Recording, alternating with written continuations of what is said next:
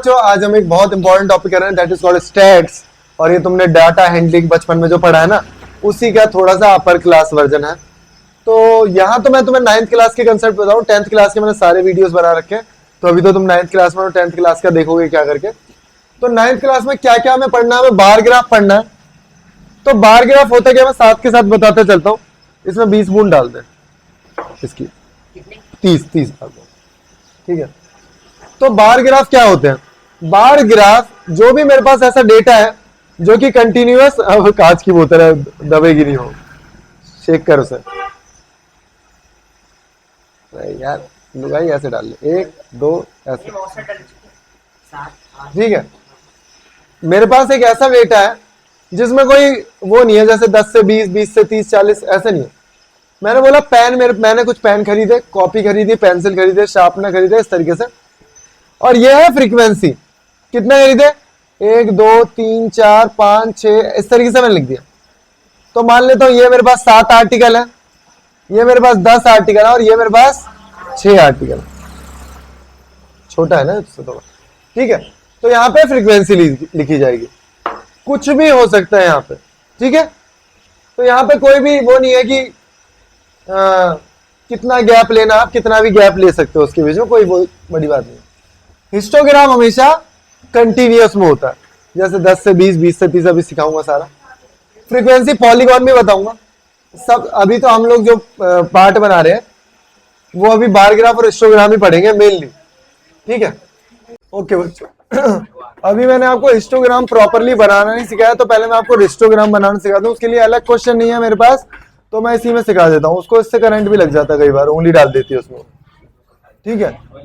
तो पहले हम लोग हिस्टोग्राम बनाना सीखेंगे। आप ध्यान से देखना, 140 से स्टार्ट हो रहा है, देखो हिस्टोग्राम। ये है 140,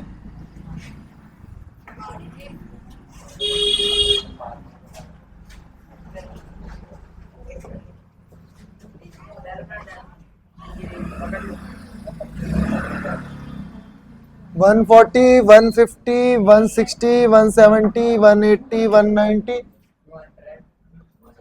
190 के बाद 200। हाँ नहीं, बच्चों को बोल देना। अरे भैया मैंने बोल दिया, हाँ आप किसे, सब मैंने बोल दिया है, कहीं नहीं जाने की जरूरत, ठीक है। यहां देख लो, यहां मैं लिखूंगा number of weeks, number of weeks.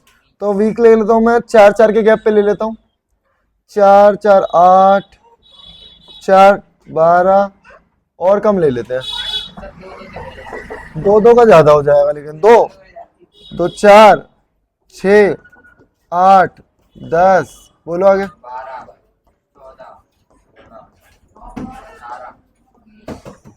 ठीक है। ओके, अब 140 यहां लिखना पड़ेगा मुझे, 140 0, और पता है यहां पे एक किंक लगेगा। ये क्या है भाई, इसको क्या बोलते हैं, किंक। किंक बता रहा हूं कब लगेगा, देख यहां तो यार 140, 150, 160, 170, 180, 190, 200, यहां कितने कितने का गैप है, 10 10 का गैप है। इधर देखो, बस होल्ड करके रखना। अरे वो गंदा हो रहा पूरा, उसके हाथ गंदे हो जाएंगे, अभी वो मुंह में भी डालेगी हाथ उसको। देखो इधर, यहां 0 से लेके 140 तक में भी उतना ही गैप है जितना यहां पे गैप है। ये गैप तो 10 का ही होना चाहिए। तो यहां जब हम लोग जब ज्यादा गैप ले लेते हैं स्टार्टिंग में, तो क्या करते हैं, किंक लगा देते हैं। क्या करते हैं, किंक, इसे किंक बोलते हैं। अब देखो 140 से 150 के बीच में कितने वीक है, 5। परेशान मत करो भाई, 100 यहां पे 10, उसके बाद 20, उसके बाद बोलते जाओ, उसके बाद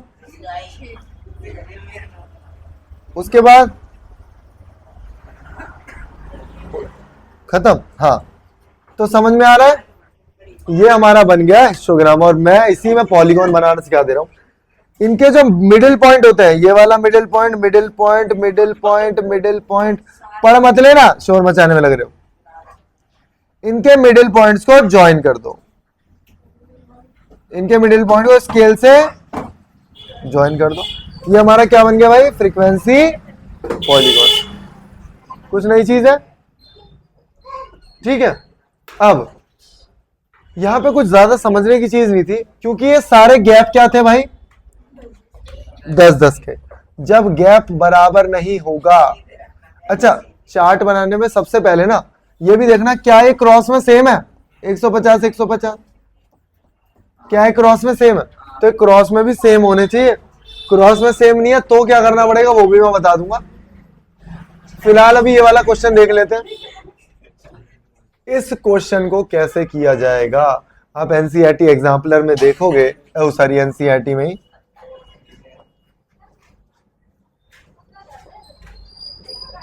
तो ये क्वेश्चन कैसे हो रखा, देखो यहां 0 20 के बाद 30 40 50 60 70 80 90 और आगे क्योंकि बोला है 100 तक, 70 से लेके टोटल कितना जा रहा है भाई, ये लिखा है 100, तो ये 100 तक जा रहा है, ठीक है। तो 70 अब दे रखा है, तो बच्चे करते क्या,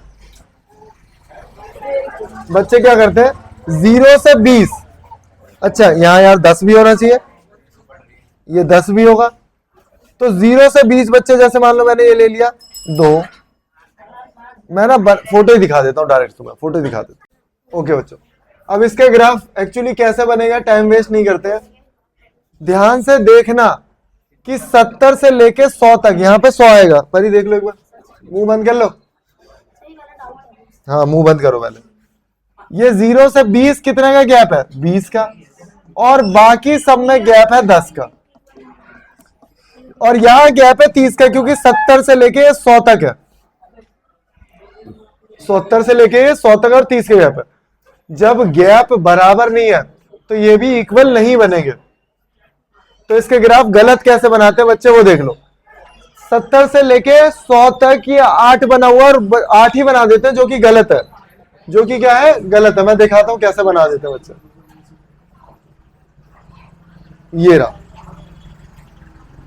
देख लो। 0 से 20 क्या था हमारा, 7 था, तो उन्होंने 7 बना दिया 0 से 20, जो कि गलत है। उसके बाद 20 से 30 है किसी के पास, ये रही ना एनसीईआरटी, तो देख लो आप एग्जांपल 3 ओपन कर सकते हो। हाँ 20 से 30 10 और 30 से 40 भी 10 है, ये भी 10 है और ये भी 10 है। तो बेटा चुप हो जाओ, एनसीईआरटी की फोटो लिए बच्चों, साफ ना दिख रही हो तो फिर मैं कुछ नहीं कर सकता उसमें। ये 7 है, ये 10 है, ये 10 है, ये 20 है, 20 है, 15 है और 8 है। अब वही मैं बता रहा था बेटा, 8 से 70 से लेके 80 तक 8 है, तो इसका ये इस तरीके से पैटर्न नहीं बनेगा, क्योंकि ये इक्वल तो है नहीं, समझ रहे हो। इक्वल का मतलब ये है कि जो भी इसका एरिया होगा, जो 8 है वो इन तीनों में डिवाइड होगा, मतलब जो 8 है वो तीनों में डिवाइड होगा, तो 2.67 आएगा। और मैं जो ये बता रहा हूं, ये जो 7 है ना, क्योंकि हर में 10-10 का गैप है, तो ये 7 2 में बटेगा, तो ये हो जाएगा 3.5। अब ये बनाना कैसे, इसका अलग से चार्ट बनाना पड़ेगा। तो ये ग्राफ पूरा का पूरा गलत है, ये ग्राफ पूरा का पूरा भाई गलत है, और हम सही ग्राफ की ओर बढ़ते हैं। अगर वो डाउनलोड हो गया होगा तो ये भी गलत है। अब ग्राफ सही कैसे बनाया जाए, मैं ना यहाँ पे एक फॉर्मूला लिखूंगा, यहाँ पे मैं क्या लिखूंगा भाई, एक फॉर्मूला। उस फॉर्मूले को रट लो आप, उस फॉर्मूले को रट लो। देखो ध्यान से, फ्रीक्वेंसी अपॉन, कलर चेंज कर दूं, कौन सा कर दूं, है ब्लैक, ठीक है। तो यहां मैं लिखूंगा frequency upon class width into lowest frequency या लोएस्ट विड्थ। देख लो दोबारा से, ऊपर क्या आएगी फ्रीक्वेंसी, नीचे क्या आएगी क्लास विड्थ, और इसमें सबसे छोटा नंबर कौन सा है, 10। तो देखो 7 ऊपर 20 नीचे, 10 10 10 सेम चलेगा। क्या है 3.5 आ गया। तो इसका मतलब पता है क्या, 0 से 20 कितना चलेगा भाई, 3.5 पे ग्राफ बनाऊंगा। और जो लास्ट वाला मैंने तुम्हें बोला, इसमें कितना आएगा, 8/30 इंटू 10, 2.6 है। और अब देख लो इसके ग्राफ जो है वो सही वाला ग्राफ। फॉर्मूला जो मैंने सिखाया उसे लिख लो भाई, आप लोग पक्का कंफ्यूज हो जाओगे। ये रहा, ये है, तो ये है असली ग्राफ। तो मैं बताता हूं, ये ना कि 8 बनेगा, 2 पॉइंट बोलो 67। और ये 7.5, ये 7 था, लेकिन ये 7 2 के लिए दे रखा था, तो 3.5 हो गया ये। ठीक है, बाकी सब सेम है। एक और एनसीईआरटी में क्वेश्चन ऐसा है, एक और क्वेश्चन करा दूं, मैं जल्दी जल्दी करा रहा हूं क्योंकि टाइम हमारे पास कम है। यहां आते हैं हम, ये देखो, ये आसान है, सारे क्वेश्चन हो जाएंगे। ये देख भाई, अब इसमें क्या लिखा है, अभी आप इसके ग्राफ बना दोगे तो बड़ी दिक्कत हो जाएगी। देख इधर, है ना, गलत गलत गलत। ये देखो, तू अगर ग्राफ बनाएगा भी, अरे रुको जा, मान ले तूने यहां बनाया 118, उसके बाद क्या बनाएगा 126, लेकिन ये तो 127 से स्टार्ट हो रहा है, फिर 127 भी बनाएगा। बताओ, तो यार अगर मैं बोलूं, मान लो एक पेड़ है, पत्ता है जिसकी लंबाई कितनी है, 126.5 है, उसे कहां लोगे, गड़बड़ हो रही है ना, गड़बड़ हो रही है। तो वैसे उसे नीचे वाले में लिया जाता है। मैं बता दूं करना क्या होता है, सबसे पहले देख लो आप इन दोनों का गैप कितना है, गैप है 1 का, बाई 2 कर दो, आएगा 0.5। तो 0.5 आप ऊपर वाले नंबर में जोड़ दोगे और 0.5 आप नीचे वाले नंबर में माइनस कर दोगे। 0.5 जोड़ दोगे, 0.5 माइनस कर दोगे, तो ये देखो सेम हो गए कि नहीं हो गए, ऐसे सेम हो जाएंगे। हो गए क्वेश्चन, फिर ग्राफ बन जाएगा। 0.5 बताने लग गया ना, बाद वाले में जोड़ेंगे, पहले वाले में घटाएंगे। तो मैं होता पेपर बनाता तो ऐसे क्वेश्चन हमेशा मैं देता हूँ। ठीक है, तो इन क्वेश्चंस को जरूर करोगे आप। ठीक है।